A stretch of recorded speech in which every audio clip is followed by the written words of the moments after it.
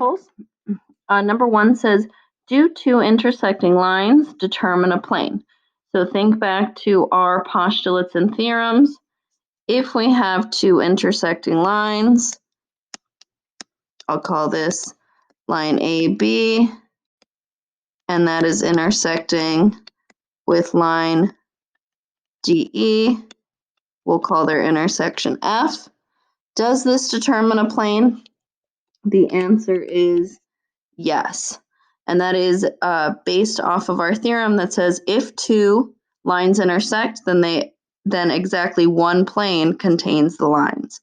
So those two lines intersecting is going to form a plane for us. Number 2, do 3 points determine a line? Well, if you have 3 points, you could have that in a variety of different ways. Maybe we have points X, Y, and Z like this. That would make a line. But maybe you have points M, N, and Q. And maybe they look like this. Well, that's not going to form just one line.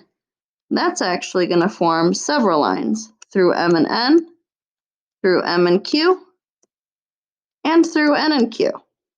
So in a situation like this, absolutely 3 points does determine a line, but at least one. There could be more. So we're going to say yes, at least one.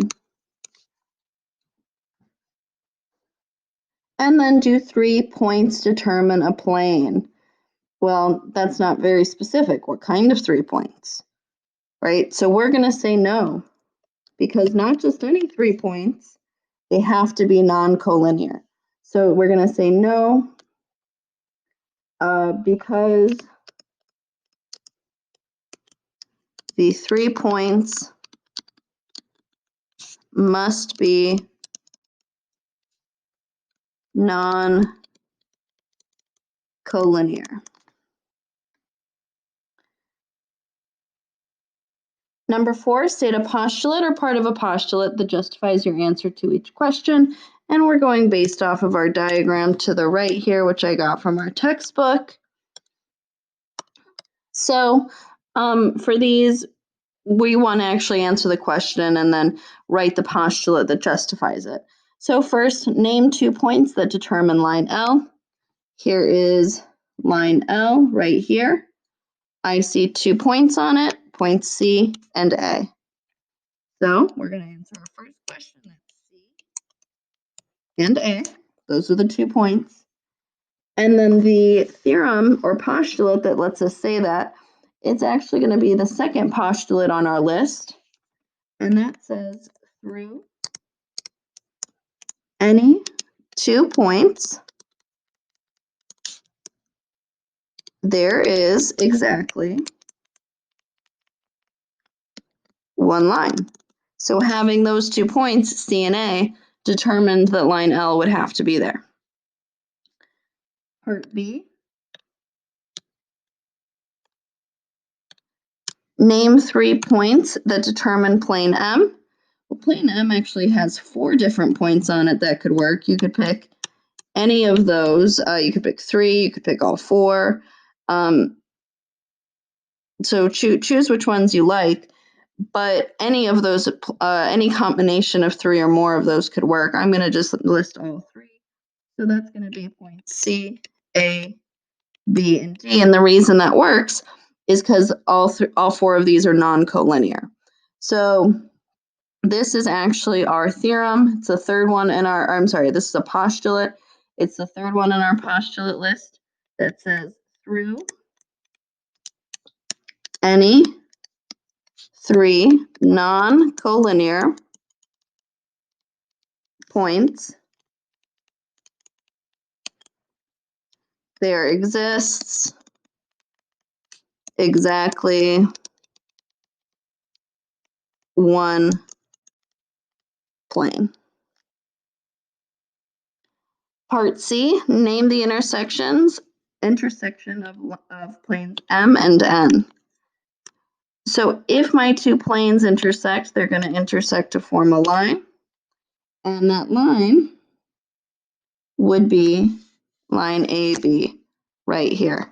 So we're going to say line AB. Don't forget your double-sided arrow at the top. And that is our postulate that says if two planes intersect,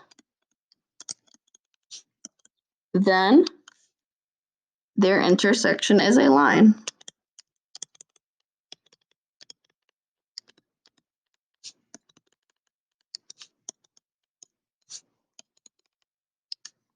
So if two planes intersect, then their intersection is a line.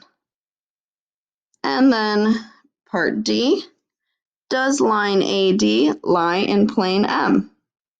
Well, remember, plane M is going to extend indefinitely, right? Both left to right and up and down, right? It extends without end.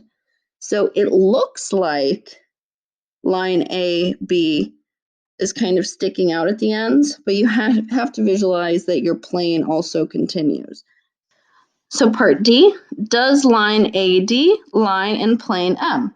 Well, if you take a look at plane M, points A and D are on it. There's not a line physically drawn through it right now, but those 2 points do exist.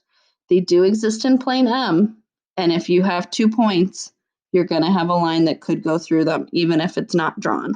So this is yes. Right? Again, just because we can't see it doesn't mean it couldn't be drawn.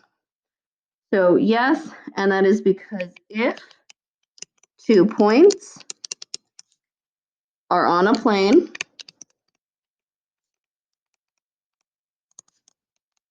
then the line that contains those 2 points, or well, let's just say, to keep it a little shorter here, let's say the line containing them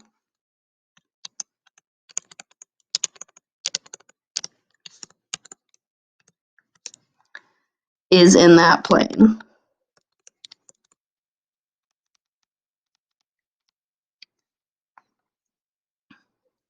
And then last one, does plane N contain any points not on AB? That should say not. I'll fix that in yours. So does plane N, here's plane N, contain any points not on line AB? Absolutely. It could contain several different points not on this line. And in order to be a plane in general, it has to have at least 3 non-collinear points. So it by default has to have more than just A and B in it, right? We can't necessarily see them in this picture, but in order to have a plane, they have to be there even if they're not drawn. So we're going to say yes, because a plane contains at least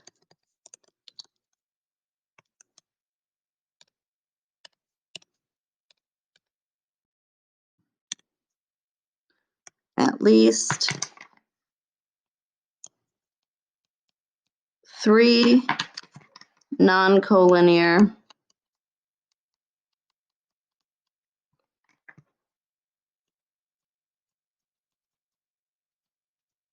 points.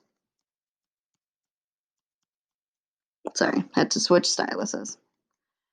And then the last thing, just a little always, sometimes, never. A line only consists of 2 points. That is never. The key word that makes this never is only. A line, by default, will contain 2 points, but not only 2 points. It contains an infinite number of points. So if we rephrase this to say a line consists of at least 2 points, that would be always. But the only consists is what makes it a never. There's going to be infinite points on any line.